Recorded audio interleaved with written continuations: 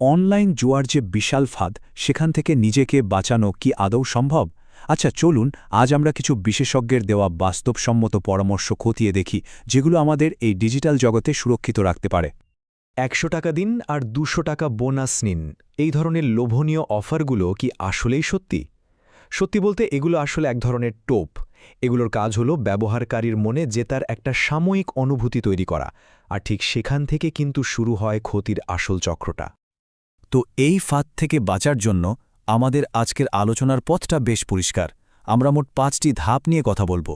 প্রথমে আমরা লোভনীয় ফাঁদটা চিনব, তারপর দেখব কিছু বাস্তবসম্মত প্রতিরক্ষা ব্যবস্থা। এরপর আসবে মন এবং অভ্যাসের পরিবর্তনের বিষয়টা, কথা বলবো সাপোর্টের গুরুত্ব নিয়ে, এবং সবশেষে থাকবে ৩টি মূল নীতি। তাহলে চলুন শুরু করা যাক প্রথম ধাপ দিয়ে, অর্থাৎ এই লোভনীয় ফাঁদটা আসলে কি। চলুন একটু গভীরে গিয়ে দেখি কিভাবে এই আকর্ষণীয় প্রতিশ্রুতিগুলো আমাদের টাকা, সময় আর মানসিক শান্তি কেড়ে নেওয়ার জন্যই তৈরি করা হয়। দেখুন, এই ফাঁদের প্রথম ধাপটাই হলো ছোট ছোট করে জেতানো। এটা কিন্তু কোনো ভাগ্য নয়, বরং একটা খুব ভালোভাবে পরিকল্পিত কৌশল। ব্যবহারকারী যখন ভাবতে শুরু করে যে সে জিতছে, ঠিক সেই মুহূর্তেই তাকে আরও অনেক বড় ঝুঁকি নিতে উৎসাহিত করা হয়। তাহলে প্রশ্ন হলো, এই ফাঁদ থেকে বাঁচার উপায়টা কি? আচ্ছা, আমাদের দ্বিতীয় ধাপে আমরা ঠিক এটাই দেখব, মানে কিছু বাস্তবসম্মত প্রতিরক্ষা ব্যবস্থা, যা দিয়ে একটা ডিজিটাল দেয়াল তৈরি করে ফেলা সম্ভব। বিশেষজ্ঞরা এখানে একটা ৩ ধাপের পদ্ধতির কথা বলেন। প্রথমত, জুয়ার অ্যাপ আর সাইটগুলোকে ব্লক করে দেওয়া। দ্বিতীয়ত, ব্যাংক বা কার্ডের মাধ্যমে পেমেন্টের সুযোগ সীমিত করে ফেলা।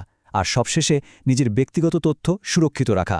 এই ৩টা ধাপ যখন একসাথে কাজ করে, তখন জুয়া খেলার ইচ্ছা আর সেটার উপর কাজ করার মধ্যে একটা বড় বাধা তৈরি হয়। নিজেকে সুরক্ষিত রাখতে কিন্তু বিভিন্ন ডিজিটাল টুলস ব্যবহার করা যায়। যেমন ধরুন, আমাদের ফোনেই বিল্ট ইন কন্ট্রোল থাকে, আবার ডিএনএস ফিল্টার বা বিভিন্ন প্যারেন্টাল কন্ট্রোল অ্যাপসও আছে, যেগুলো নিজে থেকেই জুয়া সম্পর্কিত ওয়েবসাইটে ঢোকা আটকে দেয়।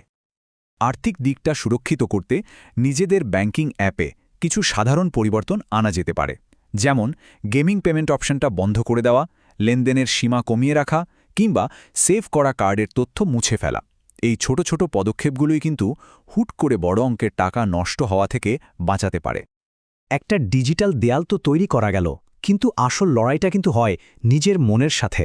চলুন আমাদের তৃতীয় ধাপে দেখি কিভাবে নিজের মানসিকতা পরিবর্তন করে আর কিছু স্বাস্থ্যকর অভ্যাস গড়ে তুলে এই ভেতরের যুদ্ধটায় জেতা যায়। এখানে দুটো মানসিকতার মধ্যে পার্থক্যটা কিন্তু খুব পরিষ্কার। একটা হলো লস চেজিং মাইন্ডসেট, মানে আর একবার খেললেই হয়তো আগের সব টাকা ফেরত পাবো, এই চিন্তাটা। এটা আসক্তিকে আরও বাড়িয়ে তোলে। আর অন্যদিকে আছে একটা স্বাস্থ্যকর মানসিকতা, যেখানে একবার হার মানেই হলো থেমে যাওয়ার একটা স্পষ্ট সংকেত।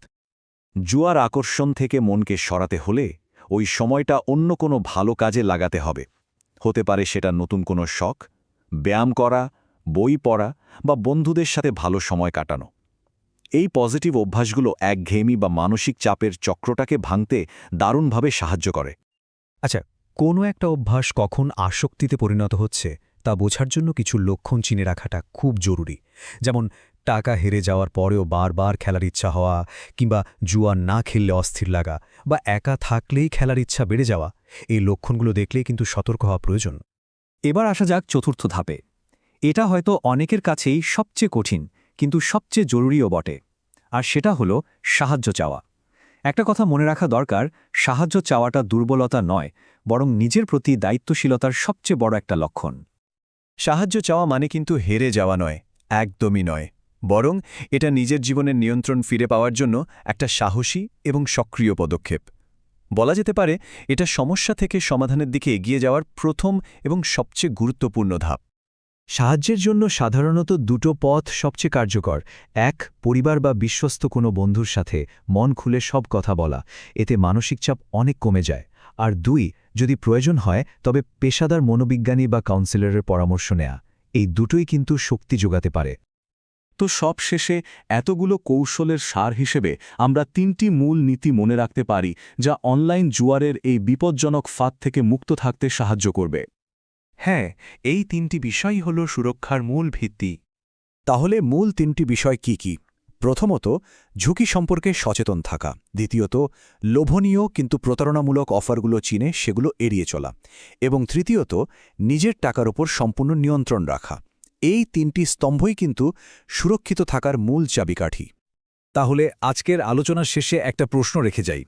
আজ আমরা যতগুলো উপায় নিয়ে কথা বললাম তার মধ্যে ঠিক কোন একটি পদক্ষেপ প্রথম শুরু করার জন্য সবচেয়ে বড় পরিবর্তনটা আনতে পারে? এটা একটু ভেবে দেখার মতো বিষয়।